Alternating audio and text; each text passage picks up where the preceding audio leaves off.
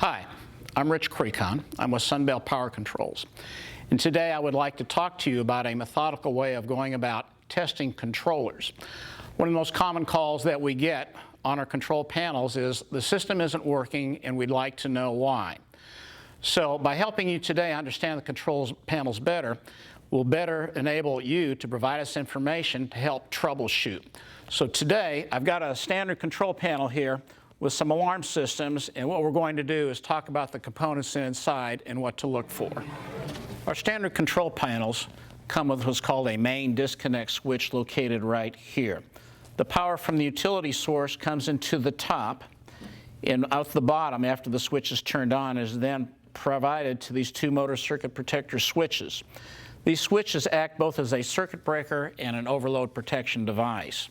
In the event that there is an overload or a short circuit condition, these breakers will trip like that, and when that takes place, no power is available down to the contactor. Once power is provided down to the contactor coil will pull in the contacts and power will then be available down to the pumps. Sunbelt Power Control panels are designed around utilizing 120 volt control circuitry. As a result, the power coming into the disconnect switch many times can be 230 to 460. So to accomplish that, we supply a control power transformer located right here. And if you notice on the top, you'll see primary fuses for the power coming into it and a secondary fuse for the power to come out. This is how we take 230 or 460 volts and convert it to 120. This area of components right here is actually our control circuitry. This device right here measures the possibility of having a seal failure in one of the pumps. Wires from the pumps are hooked up to the seal fail relay via this terminal board, and as a result we're able to determine if there is an issue or not with water leaking into the pump cavity. Below here are additional control relays that allow us to be able to provide enunciation as well as lights on the front door to help you determine if the pump is having a problem. At the very bottom of the control panel, we have a printed circuit board with a terminal strip and an alternator relay. The terminal strip is where the float switches that turn the pumps on and off are connected, and the alternator is responsible for alternating the pumps back and forth on each cycle. When I'm in the field troubleshooting a control panel, the very first thing that I do is I take a voltmeter and I measure the voltage at the top of the disconnect switch. The very first thing I want to determine is, do I have proper power? One problem that we will run into from time to time is on a three-phase system, one of the phases of power will be missing. After I've determined that I have power at the top of the disconnect switch, I will then take pliers and turn on the disconnect switch manually and then measure again at the bottom of the disconnect switch to see if I have power there. After I've determined that I have power on the bottom of the switch, I then measure to see if I have power at the top of the motor circuit protector switches. If I have power at the top of the motor circuit protector switches, I then check to see if I have power at the bottom of the motor circuit protector switches. If I do not, highest probability is one of these switches has tripped, and it becomes necessary for me then to reset it to get power coming to the bottom of the motor circuit protector switches. After determining that we do have power at the bottom of the motor circuit protector switches, I then measure to the top of the contactor itself. And if I have proper power at the contactor, the next step that I can take is to use a non-conductive device, either something made of wood or plastic, and I can push in on this plunger, at which point I can then measure the voltage at the bottom of the contactor to see if it flows all the way through. In the event that takes place, then the power portion of our control panel is operating properly. Now that we've discussed the power from the disconnect switch to the bottom of the contactor, we're going to discuss the control circuitry itself. As I mentioned earlier, we have a control power transformer that has fuses at the top and a fuse at the bottom. To determine whether this is working properly, what I usually do is I go to the front door and I look at the power on light to see if it is on. Now, if it is on, that tells me that the fuses are okay and we have proper control power. If it is off, that does not mean we have a problem with the fuses. It's possible that the light could be burned out, in which case we would need to replace it and check.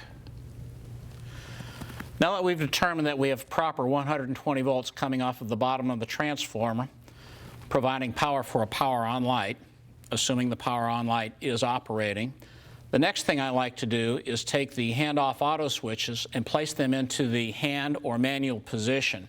By doing so, at this point, if I do not have any alarms, I should be able to pull in the contactors electrically and not have to do it manually. After we have determined that we have 120 volts coming off of the transformer properly and providing it to the power on light, we then take the hand-off auto switches and we're able to turn them into the manual mode and pull these contactors in and allow the power to go to the bottom of the contactor, and at that point, if the pump is hooked up, turn it on.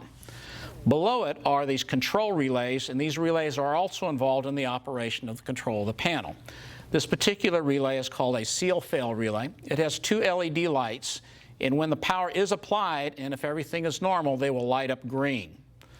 Next to them are what are called control relays, and these are also involved in the utilization of the pumps in the termination of alarms.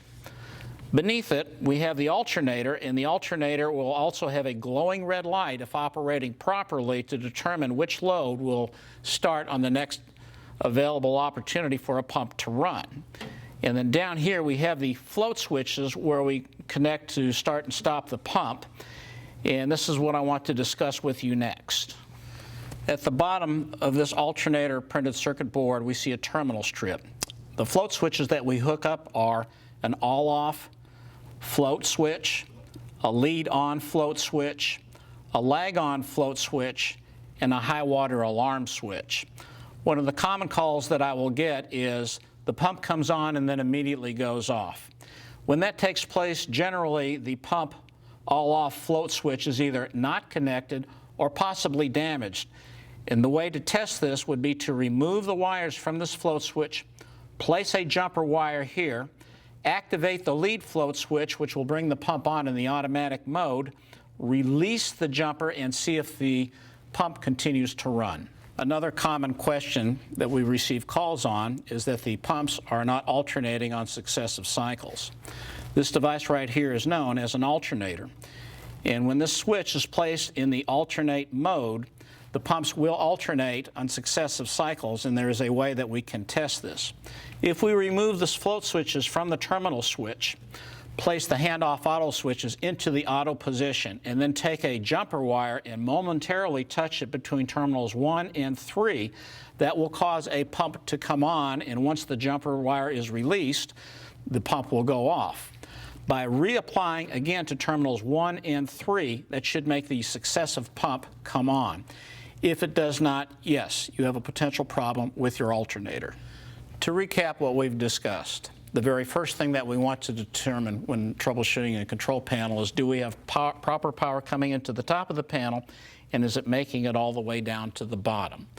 The second thing that we want to make sure that we test for is, do we have 120 volts control power coming from the bottom of the transformer? And the third thing that I want to emphasize again are the float switches, because float switches can go bad. And again, the way we can test that is by removing the float switches and adding jumpers where the float switches were to determine, is the panel creating a problem or are the float switches? Thank you for listening to what we had to say today, and we appreciate your support of Sunbelt Power Controls.